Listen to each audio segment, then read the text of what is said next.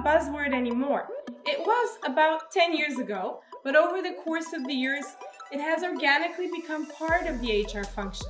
So many companies that I speak to and meet at conferences or events have a fully fledged employee engagement department already. With the proven research and data from the last few decades, it's really hard to deny that a highly engaged workforce gives better customer service and significantly improves the bottom line performance of an organization. And many people will ask me though, how do you drive engagement within your organization? How are your employees always so happy? Well, it does not happen by accident, it's by design. Lots of trial and error, some change management, and a huge amount of teamwork. So, this video is going to talk to you and take you through 5 simple and highly effective steps when forming an annual employee engagement strategy. These are the basics of employee engagement.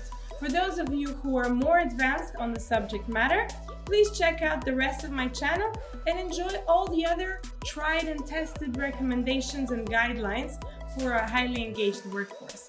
I always like to hear from my audience, so please leave me a comment or reach out to me for further discussion. Okay? So here goes. Step 1. For an engagement strategy to work and to become part of the organizational culture, it must be fully endorsed and supported by the utmost top-level management and the executive committee of the company.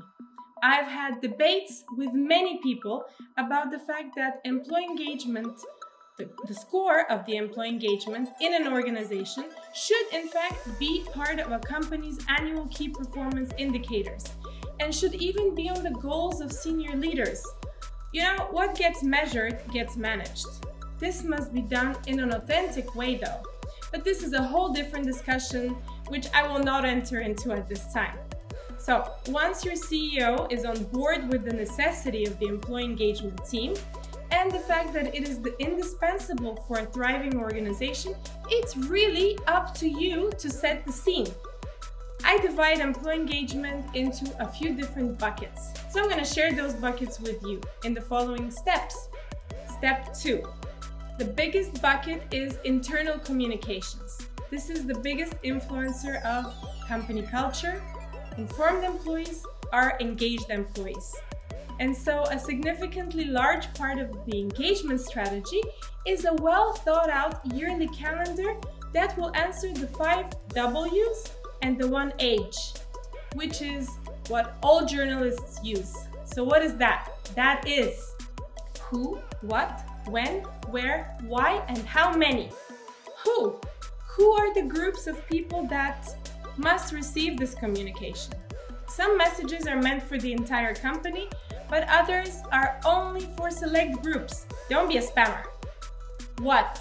What will you be communicating? Create your pillars and make sure that they are aligned with those of the company. You can even, talk through them with senior management in order to get their continuous buy-in. In fact, do that. If sustainability, for example, is a big part of your company, it's a big part of what your company does, then one of the pillars must definitely focus on communicating about that. When? When will you be communicating? What type of communication will be communicated daily? Will it be communicated weekly? Will it be communicated quarterly? Where? Where will you communicate? Through which media?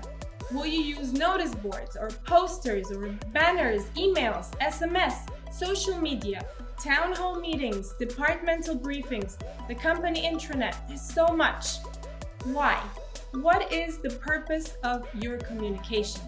Does it align with the company values? And is it in line with the annual goals? How many? How many people is your message intended for?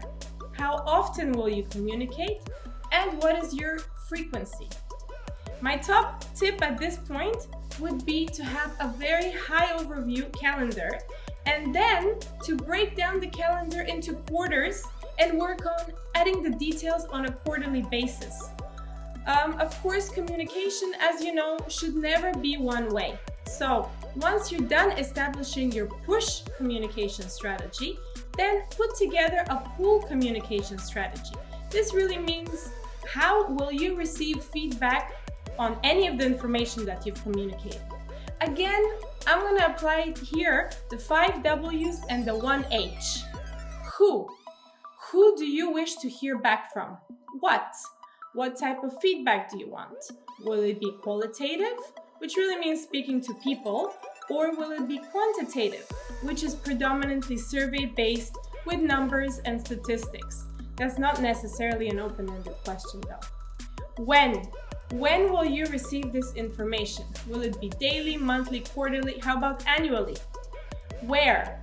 Where will you conduct town hall meetings, for instance, and organize lunch and learn Q&A sessions? Or where will you organize focus groups and speak to your different personas? Why? What is the purpose of you obtaining this feedback? What will you do with it? Is it a short pulse survey that you put together at least to measure the outcome of a new initiative? Or is it an exit interview to see why a particular person is leaving the company? I personally prefer stay interviews as opposed to exit interviews, and this type of interview takes place a lot before someone actually decides to leave the company. You can actually do something with the feedback that you receive from the person and perhaps change the work environment so that they would not even have to leave, so that you wouldn't even have to have that exit interview. But then again, this is a different topic which I'll be discussing in another video. And finally, how many? Here you can refer to how many people you will include in the focus group. Or how will the town hall be organized? Will it be live or will it be virtual? Step 3. In this next bucket, it's important to emphasize on the necessity of a company-wide rewards and recognition program, something which is so coveted and respected that people feel honored to even be nominated, let alone winning. First and foremost, the program must be modeled on the company's core values, the company's mission, vision, and service culture. Reward what is important to you as a leader and be consistent and fair. Now, depending on the industry and your budgets, of course, you could offer large awards, such as an all-expense paid vacation for 2, or perhaps an educational course, paid fully or partially sponsored. It could be a large sum of money or a normal, regular sum of money that is donated to a charity of their choice, or simply give them the money for their own intents and purposes. What I'm saying here is certificates, medals, and plaques are not enough. Rewarding and recognizing generally and generously sets the tone for the rest of the organization. Make the reward enviable and something that employees would really have to strive for. The amount that you spend should be proportional to your budget, of course. From experience, I've learned that celebrating excellence must happen often. And I'm not talking about the instant rewards and recognition, which I'll touch upon later, a little bit later. I'm talking about the monthly, the quarterly, and the yearly ceremonies. Rewarding and recognizing a particular behavior aligned with your organizational values helps others to see what is important. Once again, depending on your budgets, your nominees must be treated like customers. They must be kings during their celebration, whether it's a breakfast, lunch, dinner, or tea ceremony. Make sure you have one and make sure you treat them well. Make sure they remember it. There, you can also give out the certificates, the plaques, and the medals. Oh, and also a wall of fame would be preferable. Something that's done professionally and with attention to detail. I love attention to detail because really this is the type of behavior that you want your employees to display. And I always look at what I do in the following way. Will people pay to be there? Will they pay to learn from this experience and take it to their company? And are attendees being treated as you would like to treat your customers? If the answer to these questions is a yes, then you're on the right track. I briefly mentioned instant rewards and recognition earlier. There's so much that you can do out there, beginning from instant recognition cards, which are given on the spot and perhaps lead to a reward or recognition of some sort once you collect a certain number.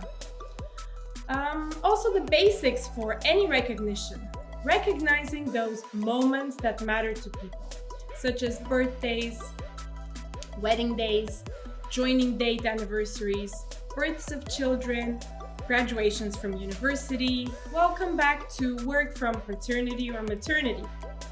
All of that. By the way, there are lots of online digital platforms that can be used for reward and recognition. I always like a balance and a blend of recognition, so I would recommend for you to use both types, of course if your budget permits it. Other recognition programs could be focused on things that are part of the company culture. So if your company values loyalty and tenure, and that could be perhaps long service awards then, which would be another great celebration. I strongly believe that we must reward and recognize what we appreciate, and we will begin to see more of that behavior. Where the leader looks, the others follow. Please remember that you probably spend more time with your employees anyway, whether you work from home or not. So treat them with love and care, and they will reciprocate. Step 4. In this next bucket, or the fourth step in the strategy for employee engagement, it's essential to highlight all the activities that must take place in a great place to work, somewhere with a thriving and inclusive company culture. I like to divide events into 3. Those are the ones that focus on the social aspect, on the mental well-being, and those that are concentrated on the physical aspect. Again, there are so many that you can concentrate on, and they will depend on your audience and your budget. But I'm going to share a few of my favorites, which I think are universal. So, for social activities, I recommend talent and barbecue nights. I also love cultural celebrations. Here in Dubai, there are people from over 100 nations. So, let's celebrate diversity and be inclusive about it. For well-being and mental health, I recommend health fairs and checkup days that you can organize in conjunction with your preferred company medical insurance providers. Organize talks and seminars on those really prevalent illnesses such as heart problems, diabetes, or cancer. And finally, for physical activities, I recommend company championships and tournaments, perhaps the Biggest Loser, or at the least, participating in a variety of events that are organized by the city, by others in the city. Part 5, and this is my favorite. This is the last bucket, which is creating your team of engagement champions. The best way to ensure your message gets across to as many people as possible is to have a representative from each department who will be in charge of carrying your message and organizing their own departmental strategy. Have regular monthly meetings with them, with these champions, and really help them set that stage. This is also great for their growth and development and for their own improvement in the long run. Well, that's it from me. I'd like to give you a very short recap. Number 1, get leadership buy-in. Number 2, develop a holistic internal communications calendar. Number 3, focus on rewards and recognition. Number 4, organize a variety of community building events aimed at social, mental, and physical well-being. And finally, number 5, choose and engage your team of champions. My name is Kristina Vanova, and I am on a mission to inspire and promote happiness. Thank you for being with me. Until next time.